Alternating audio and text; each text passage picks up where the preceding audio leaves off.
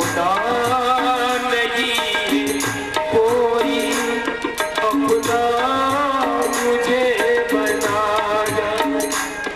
अपना नहीं कोई, अपना मुझे बना जा। दिलदार यार प्यारे गलियों में मेरी आजा। कन्हैया को अपनी गली में बुलाने के लिए बड़ी स्तुति करनी पड़ती है, मीठी मीठी ताली बजाते हैं। तो दिलदार यार प्यारे गलियों में मेरी आजा। गलियों में मेरी आजा, मेरा प्यार बनके आजा।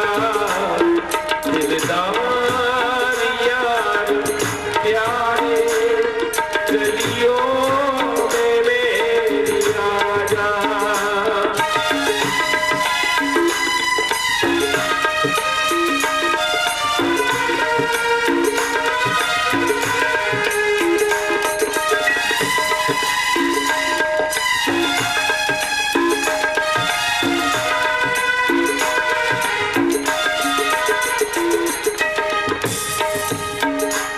मैं गरीब हूँ तो क्या है, तुम हो अमीर मेरे।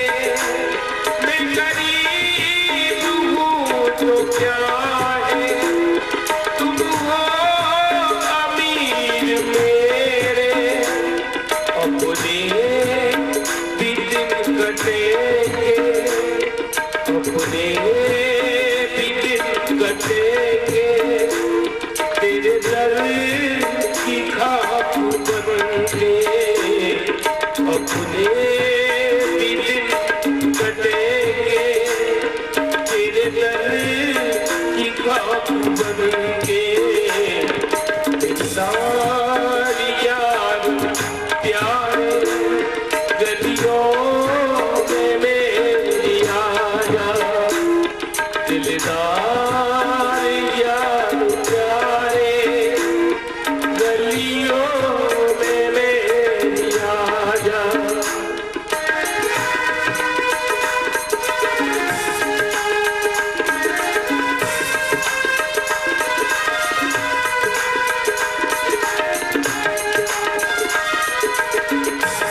किसी से मांगे क्या देगा ये जमाना, हम क्यों किसी से मांगे।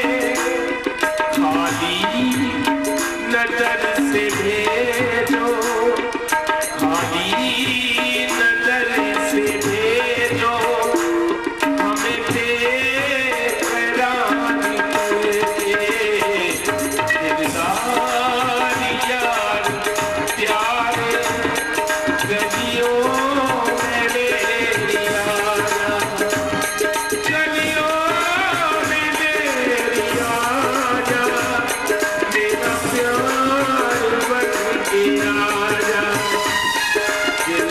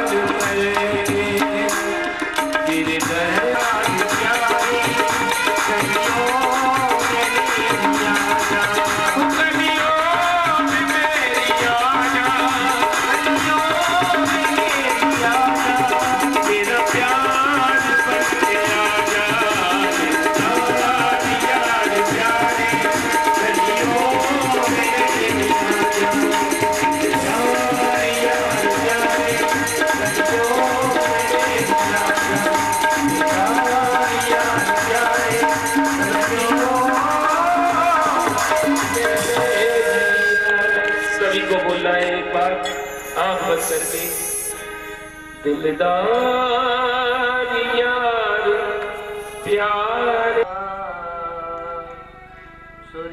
सुरुचि पेयते पत्युल नेतरायत्सुतो ध्रुवः।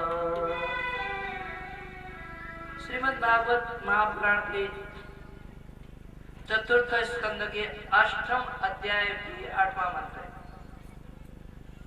तो अष्टम अध्याय में, चतुर्थ स्कंद के अष्टम अध्याय में ध्रुव चरित्र का प्रारंभ भगवान शिवदेव करते हैं। करते हुए कहते हैं कि उत्तानपाद की 2 पत्नियां थी। उत्तानपाद राजा, इनकी 2 पत्नियां, एक पत्नी का नाम सुनीति और एक पत्नी का नाम सुरुचि। बड़ी पत्नी सुनीति और छोटी पत्नी सुरुचि। सुनीति के बेटा का नाम था ध्रुव और सुरुचि के बेटा का नाम था उत्तम। जब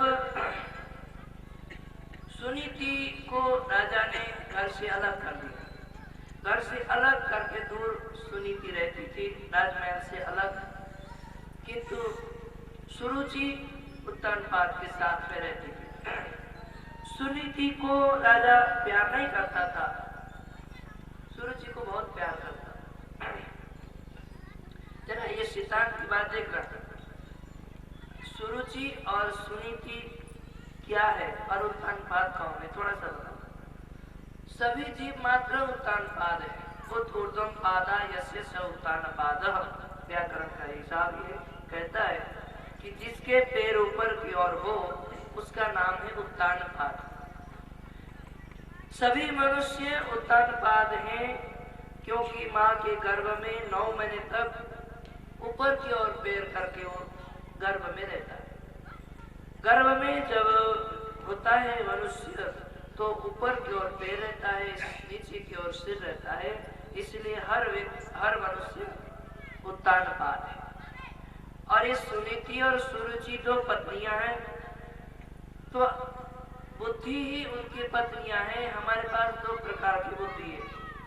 एक सुनीति, सुनीति का अर्थ होता है सुंदर नीति, सुष्ठु नीति। जो धार्मिक बुद्धि है वो सुनीति है और जो तार्किक बुद्धि है वो सुरुचि।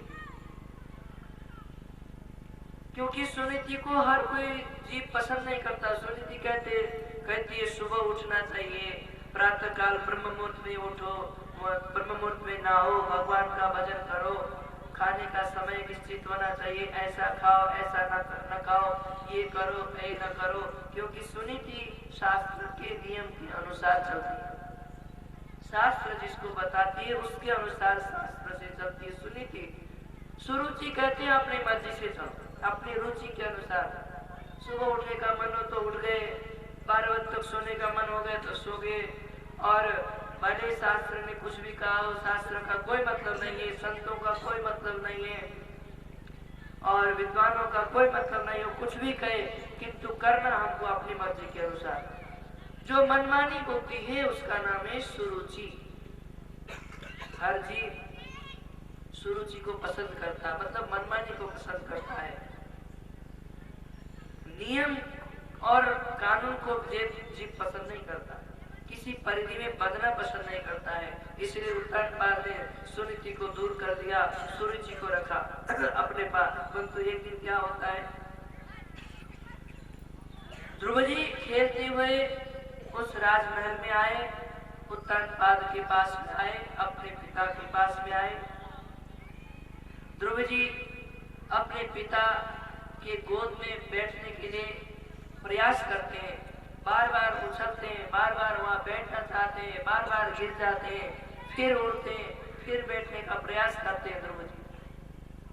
जब इस तरह से ध्रुव जी को बार बार उस पिता के गोद में बैठने का चेष्टा करते हुए सुरुचि ने देखा, तो सुरुचि ने डांटते हुए ध्रुव को कहा कि हे ध्रुव, तू इस गद्दी में बैठने के योग्य नहीं है, तू इस गद्दी में नहीं बैठ सकता, तू इस पिता के गोद में नहीं बैठ सकता है, क्योंकि तू इसके योग्य नहीं है। अब 5 साल के छोटे से ध्रुव ने पूछा, मां मैं क्यों नहीं बैठ सकता हूं? सुरुचि बोली कि क्योंकि तू मेरा पुत्र नहीं है,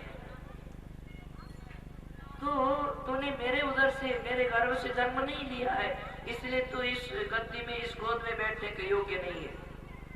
ध्रुव बोले बस माँ, इसलिए कि मैंने तुम्हारे उधर से जन्म नहीं लिया, इसलिए मैं इस गद्दी का योग्य नहीं हूँ।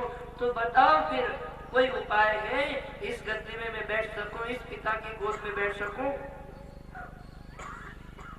सुरुचि बोली है, क्या उपाय है? आराध्य पुरुषं तस्यैवानुग्रहेण मे गर्भे त्वं साधयात्मानं यदि इच्छसि नृपासनं। तपसारा, हे ध्रुव, यदि तू इस नृपासन को चाहता है ना, तो जा करके तपस्या कर। देखिए तो मद है ना, ऐश्वर्य का मद है सुनीति को, इस राज पद का मद है सुनीति को। आज इस मद ने भगवान का भक्त का अपमान तो कर ही रही है, किंतु भगवान का भी अपमान कर रही है ये सुनीति है, सुरुचि। कहती है तपस्या कर, जब तपस्या करके भगवान प्रसन्न हो जाए तो भगवान से तू वरदान मांग, क्या कि प्रभु मुझे दूसरा जन्म देना और दूसरे जन्म में मुझे सुरुचि माँ के गर्भ से जन्म देना, ये वरदान मांग। तब जब तू मेरे गर्भ से जन्म लेगा तब तुझे इस गोद में बैठने की स्वीकृति मिलेगी। देखिए कितना बड़ा अन्याय कर रही है, कितना बड़ा अपमान कर रहे भगवान और भक्त का। कहती है कि भगवान को पाने के बाद फिर मेरे गर्भ में आ जा, ये नहीं है अभिमान। अरे जो भगवान को पा चुका है, भगवान का दर्शन कर चुका है, क्या वो फिर गर्भ में आएगा? किंतु मदाभिमान, पदाभिमान, ऐश्वर्याभिमान आज सुरुचि को मदांत कर दिया है, इसलिए आज भक्त और भगवान का तिरस्कार कर रही है, अपमान कर रही है। इस तरह से जब कहा तो ध्रुव जी तो एकदम क्रोधित हो गए, एकदम रोते हुए विलपते हुए लंबे लंबे श्वास लेते हुए माँ के पास दौड़ करके आ गए, विलप कर रो रहे हैं, लंबे लंबे श्वास ले रहे हैं। सुखदेव भगवान कहते हैं जैसे किसी सर्प को दंड से मार दिया जाए तो सर्प कितना क्रोधित होकर के फुसकार मारता है, ऐसे फुसकार मारते हुए ध्रुव जी अपने माँ सुनीति के पास आए।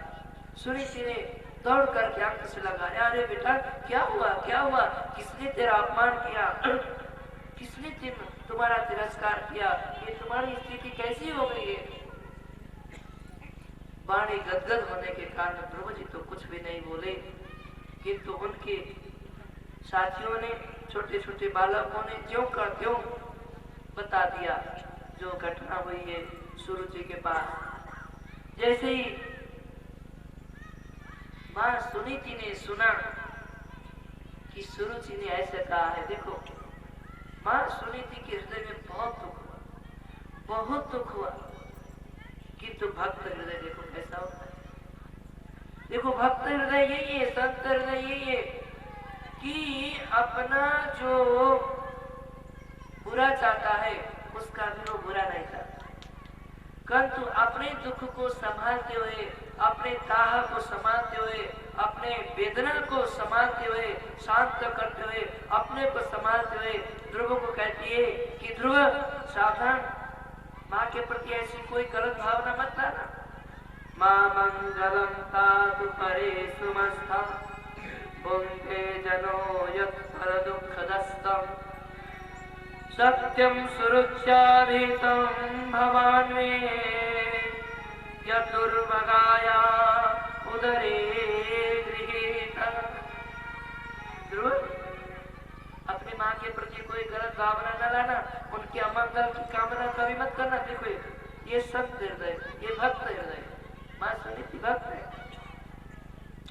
अरे उसने अब देखो क्या हुआ, तो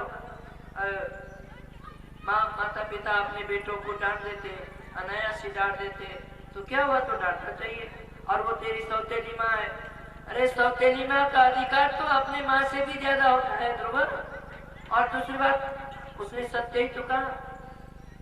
द्रौपदी चौंक गए। अरे क्या सत्य कहा उसने? उसने कहा दुर्भगा के पुत्र है तू, मैं क्षत्रिय बालक हूँ और मेरी माँ को मेरे सामने कोई गाली दे तो मैं क्षत्रिय बालक उसको कैसे सहन कर सकता हूँ? माँ बोली ध्रुव उसने ठीक ही कहा है, मैंने कब अपने को सौभाग्यशाली समझी हो। उसने दुर्भगा कहा तो उसने इसमें क्या लिखा? उसने सही कहा। ध्रुव बिल्कुल अबाक रह गए। और देख बेटा, आज तेरी सौतेली माँ ने वो बात बताई है जो बात मैं कभी बता नहीं सकती। अरे तू तो पिता का परिचय पूछता था ना, मैं तो तेरे पिता का परिचय भी ढंग से नहीं दे पाई, अच्छी तरह से न दे पाई, किंतु आज तेरी सौतेली माँ ने पिता का ही नहीं परम पिता का परिचय दिया है। चुकना मत ध्रुव, ये है सुनी, ये है सुंदर नीति, ये है सुष्ट नीति, ये है सुंदर मार्ग, ये है धर्म का मार्ग। कहती है बेटा चुकना मत। ध्रुव जी बिल्कुल अबाक रहे कि माँ यदि उन्हें सत्य कहा है परमात्मा का भजन करो, तपस्या करो, और पितामह सुनीति बोली कि देखो बेटा तेरे पितामह को भी तपस्या करके ही राज्य गद्दी मिली, तेरे पिता ने भी बहुत तप किया तब जाके गद्दी मिली, तू भी जा तपस्या कर। ध्रुव बोले कि माँ यदि सौतेली माँ ने यदि सही कहा है तो आप मुझे बताओ कि वो परमात्मा कहाँ है, क्या करता है, कैसे रहता है, कहाँ रहता है, कैसे उससे मेरी भेंट होगी, मुझे ये बताओ। सुनीति माँ कहती है कि बेटा वो ये पूछ कि वो कहाँ नहीं रहता है, कहाँ रहता है ये मत पूछ, ये पूछ कि वो कहाँ नहीं रहता है, वो तो सर्वत्र रहता है। हरि व्यापक सर्वत्र समाना, पति